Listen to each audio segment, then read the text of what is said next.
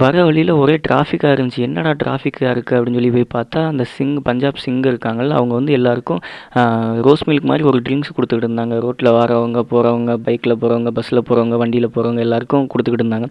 சரி என்னடா ட்ரிங்க்ஸ் இது அப்படின்னு சொல்லி கேட்டால், அதுக்கு வந்து சபீல் சகாதத் திவாஸ் அப்படின்னு சொல்லி சொல்கிறாங்க.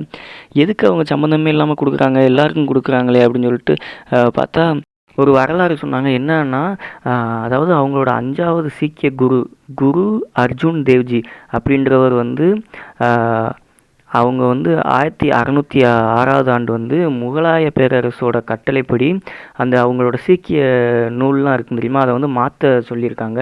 அதுக்கு வந்து இவர் மாற்ற மாட்டேன் அப்படின்னு சொன்னதுனால இவரை வந்து சூடான மணலை இவர் மேலே போட்டு, அதே மாதிரி சூடான அடுப்பில் வந்து மேலே தட்டு வச்சு அது மேலே இவரை வந்து உட்கார வச்சு சித்திரப்படுத்தியிருக்காங்க. அவரோட கஷ்டத்தை வந்து நினைவு கூறும் விதமாக எல்லாருக்கும் வந்து சபீல் சகாதத் திவாஸ் அப்படின்ற அந்த ட்ரிங்க்ஸை வந்து கொடுக்குறாங்க. நானும் அதோட அவங்கள்ட்ட வாங்கி குடிச்சிட்டு அங்கேருந்து கிளம்பிட்டேன். இதை பற்றின உங்களோட கருத்துக்களை கமெண்ட்டில் சொல்லுங்கள். தேங்க்ஸ் ஃபார் வாட்சிங்.